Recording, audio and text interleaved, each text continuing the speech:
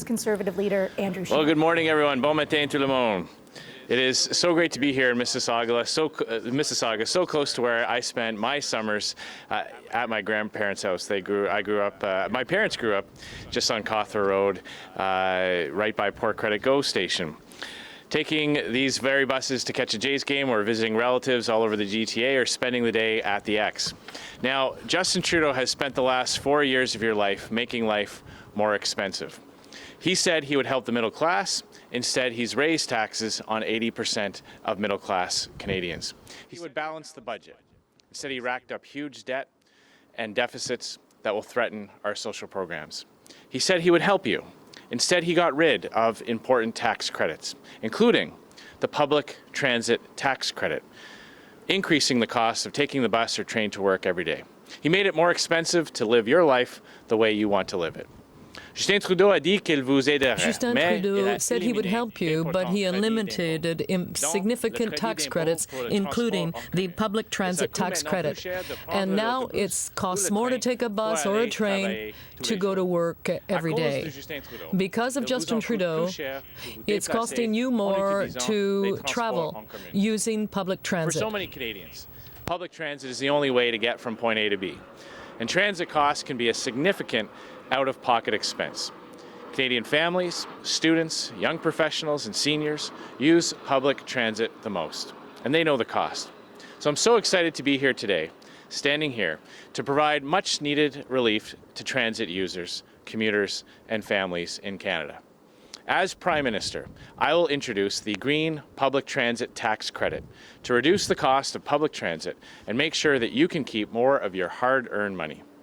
Comme Premier Ministre, as Prime Minister, I will introduce the Green Public Transit Tax Credit. That tax credit will reduce the cost of transit services, and that way you will have more money left in your pocket. Public transit almost everywhere. We lived in Ottawa, and taking the bus was the only way for us to get to our first jobs, to school, and back home. I even had to take the bus on dates, which is not the easiest way to convince someone to go to the movies with you. The Green Public Transit Tax Credit will help all Canadians who rely on buses, trains, subways, and other modes of public transit. A family of 4 each taking the TTC here in the Greater Toronto Area regularly would save almost $1,000 a year. That's $1,000 back in your pocket. While a young professional regularly commuting on GO Transit from Oshawa to downtown Toronto would save around $650 a year. This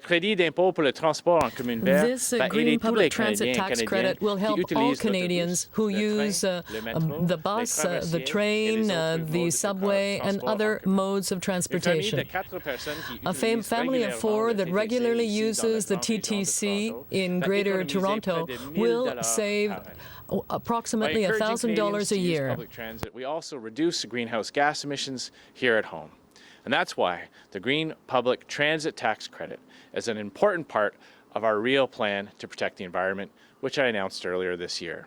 A plan that strikes a balance between reducing emissions to fight climate change while keeping our core promise to leave more money in your pockets so you can get ahead. There are so many young families, parents, and retirees who are under pressure and worried about the future. They're doing everything right. They're working hard, but they're just not getting ahead. There are bills, payments, loans, mortgages, and debt, and it all adds up. And I believe it's our job, Canada's Conservatives, to help you get ahead. This election, more than ever, Canadians are looking to candidates, to leaders, to parties for help. They're looking for a plan that they can trust, a plan to relieve that pressure. And my plan is focused on you. And the Green Public Transit Tax Credit is the kind of money-saving measure that Canadians can expect from a new Conservative government this fall. I have so much sympathy watching Canadians struggle to live within their means while paying taxes to a government that refuses to live within theirs. A government that has overspent and underdelivered for all Canadians. It's not right and it's not fair. My plan is focused on you, and the Green Public Transit Tax Credit is the type of measure that Canadians can expect from a new Conservative government. I'm sick and tired of seeing Canadians try to live according to their means and pay taxes to a government that refuses to do the same thing, a government that spends too much and does not allow Canadians to get ahead. As I've said before, my commitment is clear. With a Conservative government, there will be more for you Justin Trudeau now. is re-elected, we know that he will increase the carbon tax, costing you hundreds of dollars more every year. While my plan will lower the cost of taking transit, Trudeau's pending carbon tax hike will raise it. And when Justin Trudeau eliminated the public transit tax credit, he hit the wallets of 1.8 million Canadians across the country. Not just the young professionals starting out in our cities taking subways to work and to home, but the young families commuting to work, trying to get to their kids faster. The seniors on fixed incomes who rely on the bus to get their groceries and to the doctor's office. This is exactly the kind of recklessness Canadians can expect with 4 more years of Trudeau. Poor judgment, higher taxes, more expenses, and less money in your pockets. Le choix à faire aux Canadiens et aux The choice Canadiennes for Canadians is clear. Justin Trudeau, who increases taxes, accumulates deficits, and makes your life more expensive, or a new Conservative government that will lower your taxes, live according to its means, and make your life more affordable. A Trudeau government that has raised taxes, wrapped up debt and deficits, and made your life more expensive, or a new Conservative government that will live within its means so that we can lower taxes and make your life more affordable. Where Justin Trudeau will increase his carbon tax on hardworking Canadian families, I will scrap it so Canadians aren't punished just for heating their homes and driving to work. Where he will continue to pile up massive deficits and rack up huge debt, I will balance the budget so we can keep funding social programs like healthcare and education. And where he will keep costing you more, I will put more money in your pockets so you can get ahead. That is my positive Conservative vision, and that is what I am offering to Canadians on October 21st. Thank you very much. Happy to take your questions.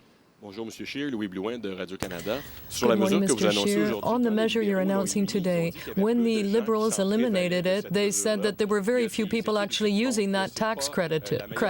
And many studies show that this is not the best way to encourage people to use more public transit. Is this not more of a symbolic measure that looks good on paper that you're announcing today? No, it's not symbolic when you're giving $1,000 a year to families. That's not symbolic. It's real assistance to make life more affordable. And it's clear that when you give people incentives to choose public transit rather than taking their car, you can encourage people to use public transit. And the president of the TTC said that when the Liberals cancelled that tax credit, it would have a negative impact on the number of people using transit. So we're very pleased with today's announcement, and I'm sure that Canadians who use public transit will appreciate it as well. Could you answer in English and French? Yesterday, you were with your candidate in Winnipeg North, who had to leave the race because of discriminatory language. There was also your candidate in Streetsville and Brampton who had to apologize for making denigrating comments about the LGBTQ community.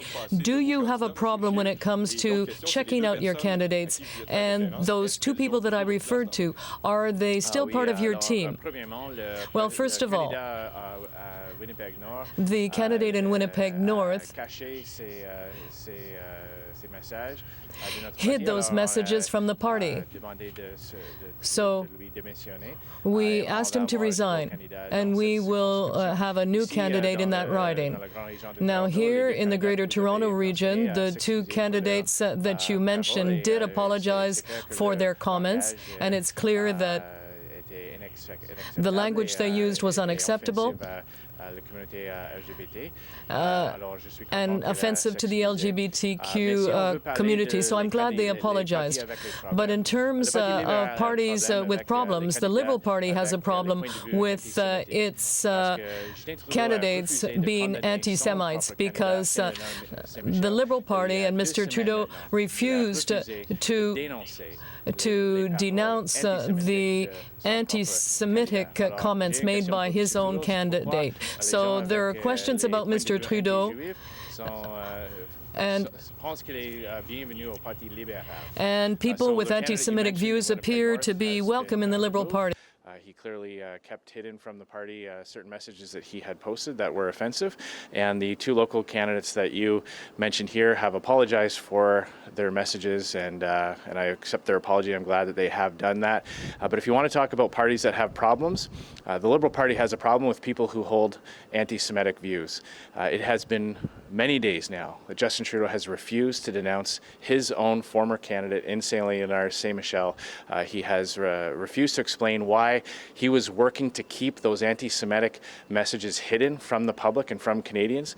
That candidate has said, the former candidate has said, that he was working with party officials at the Liberal Party to keep those views hidden and keep those messages hidden from Canadians. So I'd like to hear from Justin Trudeau why people who hold anti-Semitic views feel that their home is in the Liberal Party of Canada. Abigail Beeman, Global News. Mr. Scheer, in Ontario, is your bigger barrier to success Justin Trudeau or Doug Ford? The barrier to the success of the people of Ontario is Justin Trudeau. Justin Trudeau is running the exact same playbook that the Kathleen Wynne Liberals ran here for so many years. Massive deficits, threatening social programs, leading to cuts to services for the people of Ontario. People here in Ontario understand what happens when Liberals are allowed to run deficits, engage in scandalous behavior, and see that debt mount up and the tax hikes that go with it. So I'm confident that on October 21st, the people of Ontario will choose to replace Justin Trudeau's scandal-plagued, tax-hiking, deficit-running government with a Conservative government that will live within its means, put more money back in the pockets of Canadians so that they can get ahead. But Mr. Scheer, we spent the last 2 days in Doug Ford's backyard. Premier Kenney is saying that he plans to campaign for your candidates in the upcoming election.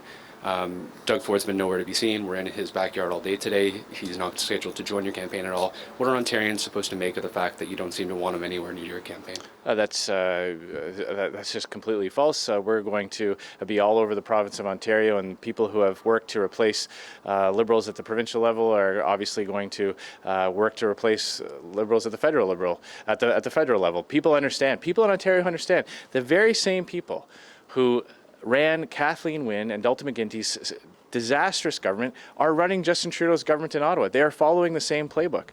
Permanent deficits, higher taxes, threatening public services, and engaging in scandal and corruption.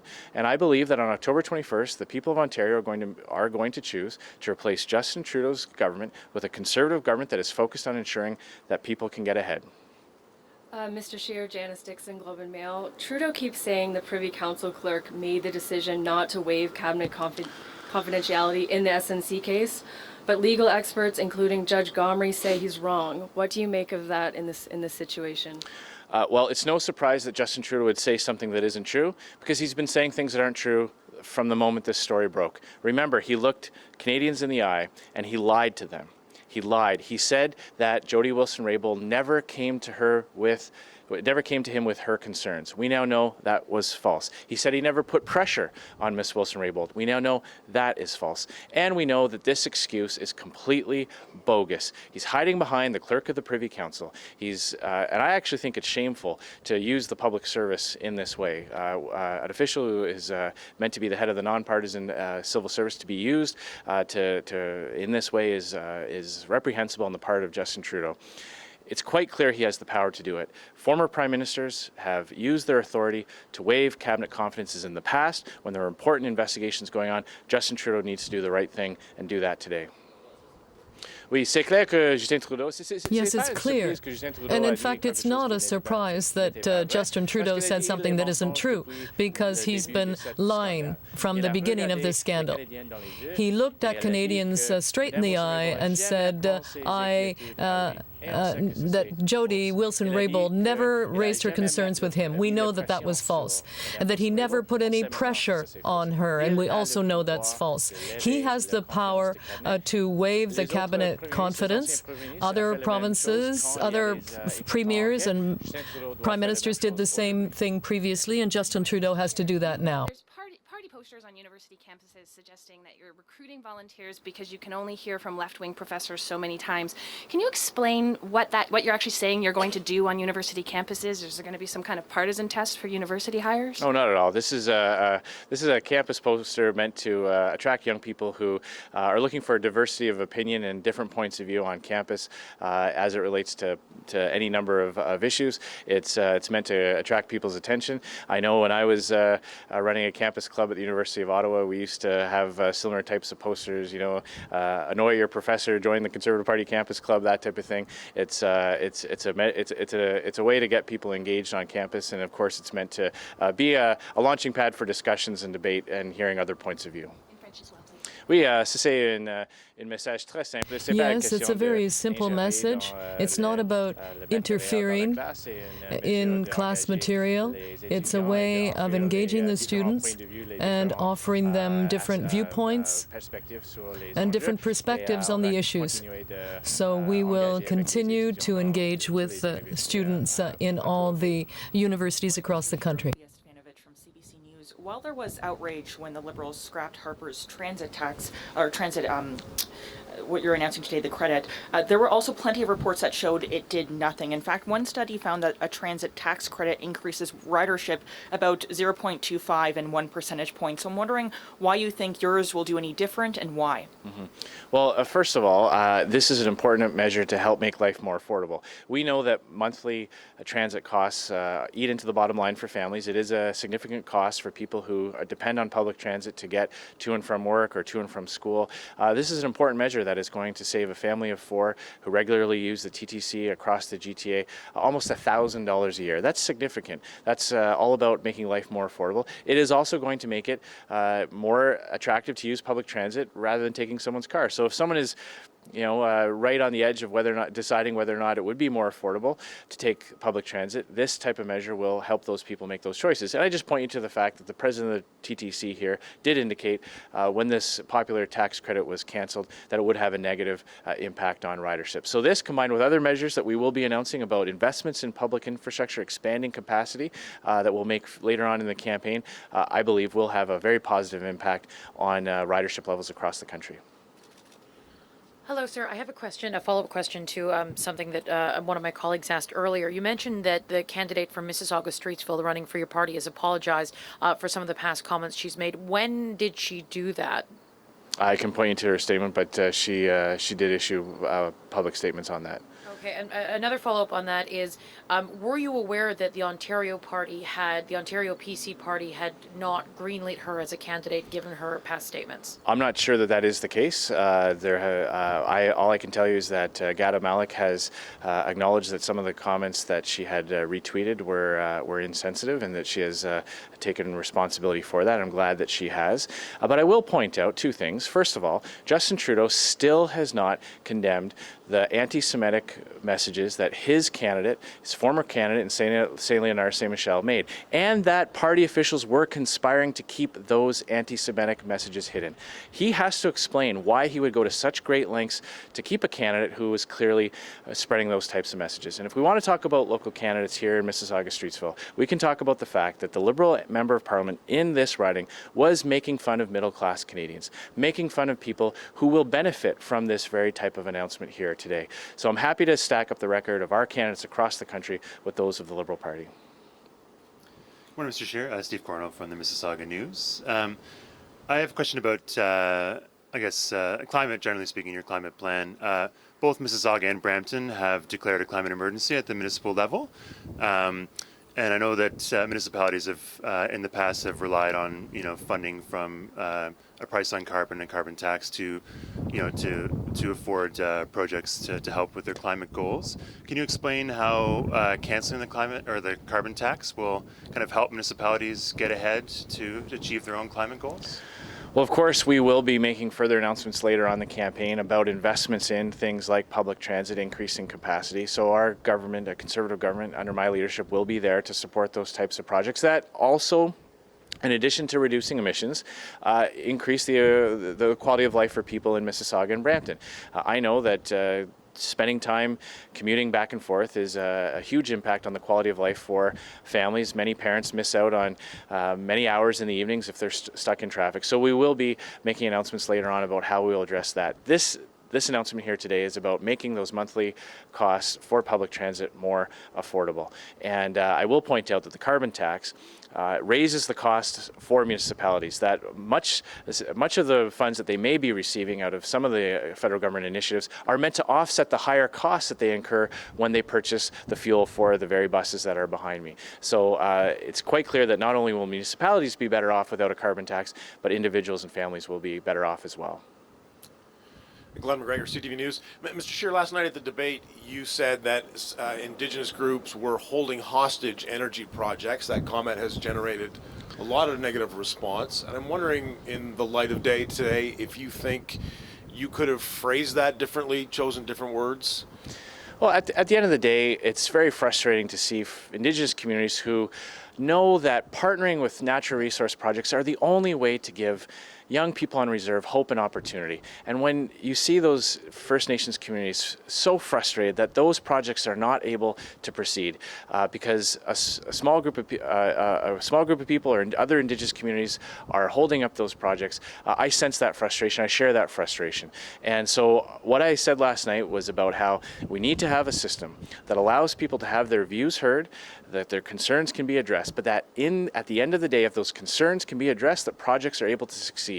That is the only way for Indigenous communities living in rural and remote parts of Canada will be able to have the same types of hope and opportunity that other Canadians have all across this country. Oui. I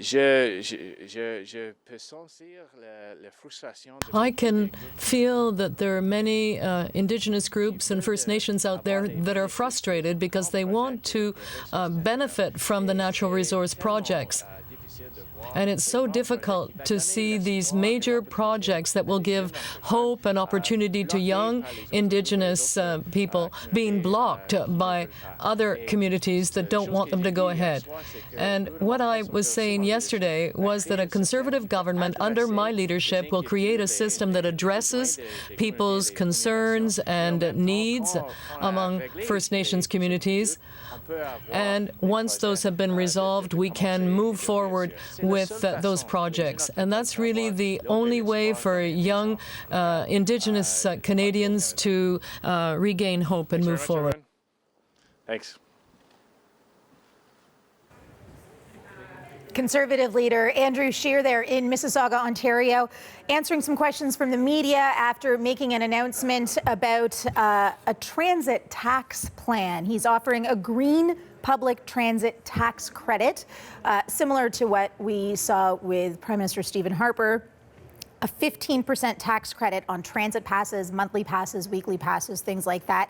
He was asked about that. He was also asked about social media and the role it's playing in some of these candidates losing their position to run in this election. A few parties having to deal with that, the Conservatives as well.